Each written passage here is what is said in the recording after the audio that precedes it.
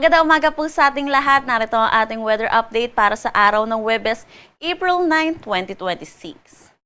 Patuloy na ridge of high pressure area ang nakakaapekto dito sa may northern at central Luzon. Ito yung nagdadala po ng mainit at maalinsangan na panahon at mga bababa na tsansa ng mga pag-ulan. Meron tayong minomonitor na bagyo dito sa labas ng ating Philippine Area of Responsibility. Tropical Depression Category at huling namataan sa laing 2,880 kilometers east ng northeastern Mindanao. May taglay na lakas na hangin na 55 kilometers per hour at pagbugso na umaabot ng 70 kilometers per hour. Mabagal itong kumikilos sa direksyon na kanluran.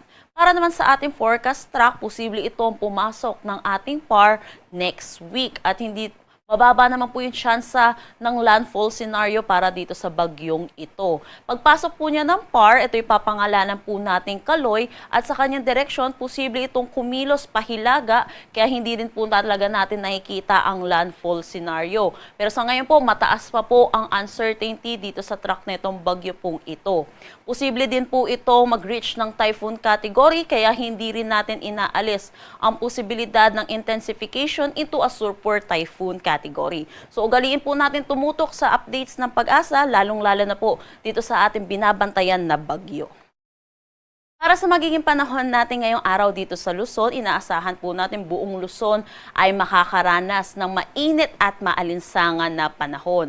Asahan din po natin mababa ang tsansa ng mga pag-ulan lalo na dito sa may northern at central Luzon. Dito naman sa Metro Manila at nalalabing bahagi ng Luzon, posible ang mga isolated rain showers o kaya mga panandaliang buhos ng pag-ulan lalo na sa hapon at sa gabi dulot ng mga localized thunderstorm.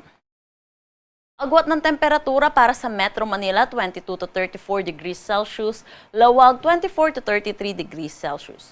For Tuguegarao, 24 to 36 degrees Celsius, Baguio, 16 to 26 degrees Celsius.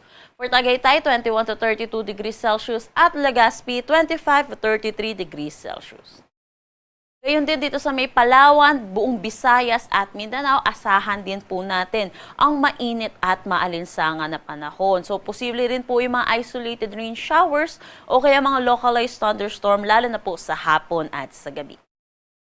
Agwat ng temperatura para sa Calayan ay nasa Puerto Princesa, 26 to 33 degrees Celsius.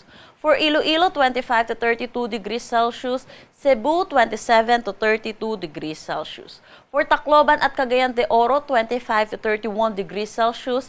Zamboanga, 24 to 33 degrees Celsius. At Davao, 26 to 36 degrees Celsius. Para naman sa ating heat index kahapon, nakapagtala po tayo no 44 degrees Celsius dito sa may Catarman, Northern Samar. Sinundan ito sa Dumangas, Iloilo at Cotabato City, Maguindanao with 42 degrees Celsius. Dito sa Metro Manila, 36 to 37 degrees Celsius. Para naman sa ating forecast ng heat index ngayong araw, posibleng pinakamataas po nating maitala ay 42 degrees Celsius. Dito pa rin ito sa may Dumangas, Iloilo at Cotabato City, Maguindanao. Dito naman sa Metro Manila ay 37 to 38 degrees Celsius. So pinapaalalahanan po natin mga kababayan po natin na mag-ingat po dahil itong init po ay may risk po sa ating kalusugan. Iwasan po natin lumabas ng tanghali hanggang hapon. Kung hindi po natin maiiwasan ay magsuot po tayo ng light colored shirts, magdala po tayo ng pananggalang sa init katulad na ng payong at uminom po tayo ng maraming tubig. Wala naman tayong nakataas na anumang gale warning sa anumang seaboards ng ating bansa. Ang sunrise mamaya ay 5:47 AM at ang sunset mamaya ay 6:09 PM. Para sa karagdagang impormasyon, bisitahin ang aming mga social media pages at ang aming website pag-asa.dost.gov.ph. At yan po muna ang latest dito sa Pag-asa Weather Forecasting Center. Chanel Dominguez po at magandang umaga.